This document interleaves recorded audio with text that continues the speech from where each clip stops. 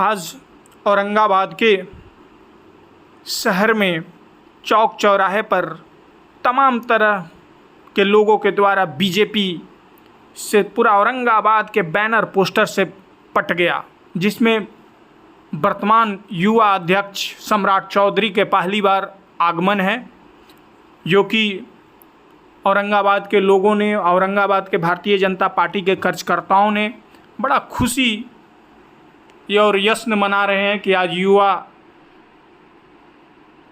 अध्यक्ष, और साथ में उनको ये भी कह रहे हैं कि आने वाले समय 2025 का मुख्यमंत्री के तौर पर देखा जा रहा है। खास करके अब युवाओं का लहर है बिहार में।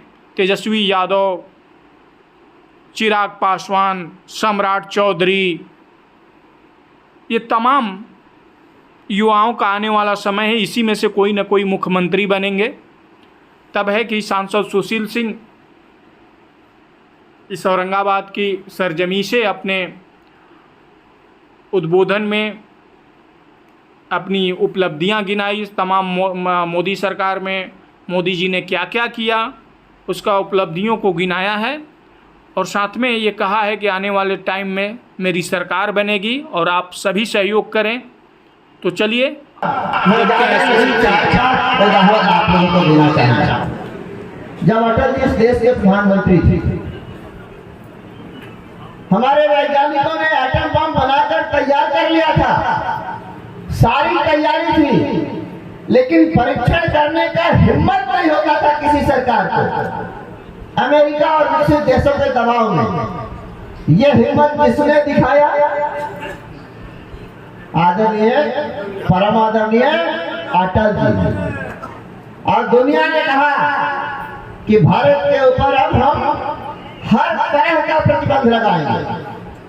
कोई ऋण नहीं मिलेगा विश्व बैंक से, कोई सहायता नहीं मिलेगी, कोई सहयोग WMF नहीं करेगा। लेकिन हमारे अटल जी ने कहा कि हमको किसी के सहायता और किसी के ऋण और किसी के दया की आवश्यकता ही नहीं है।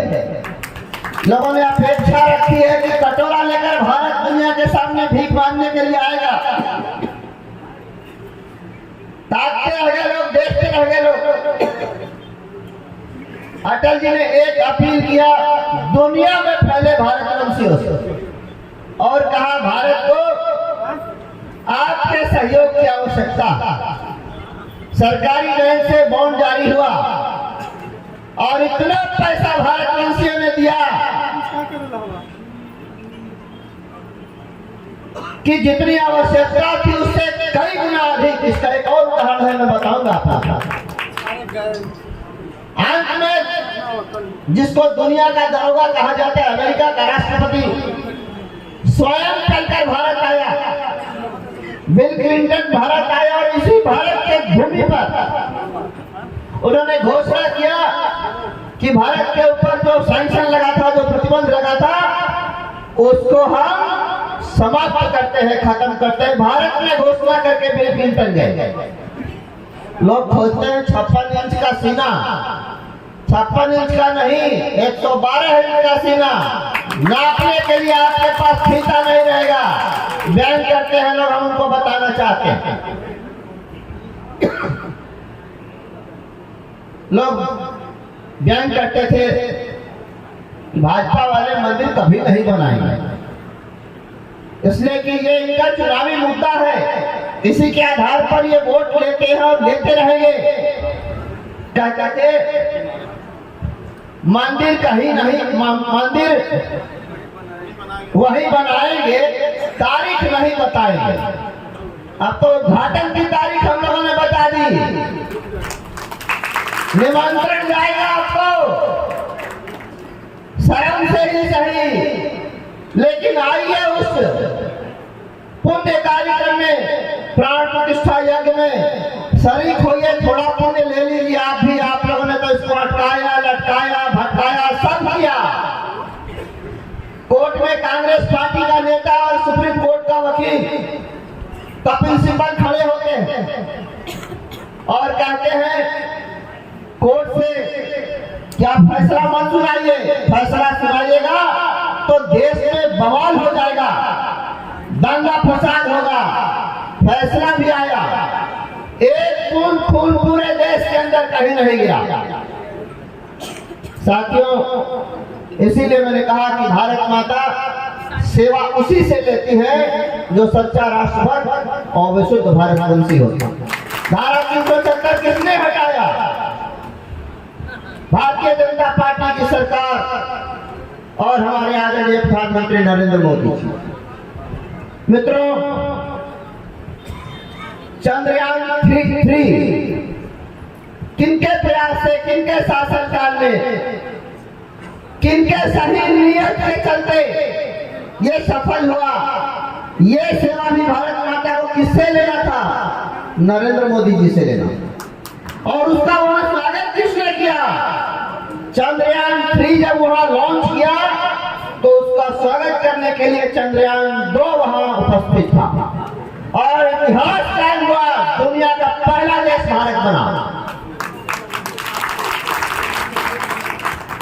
कल शाम को जब कुछ लोग हमको मिलने पर बधाई दे रहे थे, इसे व्हाट्सएप पर तो चलने लगा, तो हमने लोगों से कहा कि हो सकता है कि विपक्ष के लोग इसके लिए भी प्रमाण मांगे। जैसा प्रमाण उन लोगों ने सर्जिकल स्ट्राइक के समय मांगा था, जैसा प्रमाण उन लोगों ने पाकिस्तान के ऊपर एयर स्ट्राइक की कार्रवाई के समय मांगा था, सेना के शौर्य पर शंका किया था, हो सकता है कि हमारे वैज्ञानिकों के काबिलियत पर, उनके शोध, उनके अनुसंधान पर भी इस प्रश्न चिन्ह खड़ा करें और मोदी जी से कहें कि इसका भी प्रमाण दीजिए।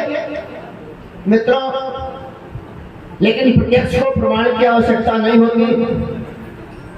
पांचवा उदाहरण मैं आप लोगों के सामने रखना चाहूंगा कि 14 से लेकर 23 के कार्यकाल में मात्र 9 साल 2014 में भारत अर्थव्यवस्था के मामले में दुनिया में 10वें नंबर पर था, आज 5वें नंबर पर है। और मोदी जी ने भारतवासियों के, भारत के नागरिकों के भरोसे आपकी ताकत के आधार पर यह घोषणा की है, ये कहा है कि हम लोगों के तीसरे कार्यकाल में भारत दुनिया का 3रा नंबर का अर्थव्यवस्था बना। ये सब आप लोगों की ताकत के आधार पर। एक और बात है साथ, 9 अगस्त 1942 जब भारत गुलाम था, महात्मा गांधी जी ने देश को एक नारा दिया था, अंग्रेजों भारत छोड़ो।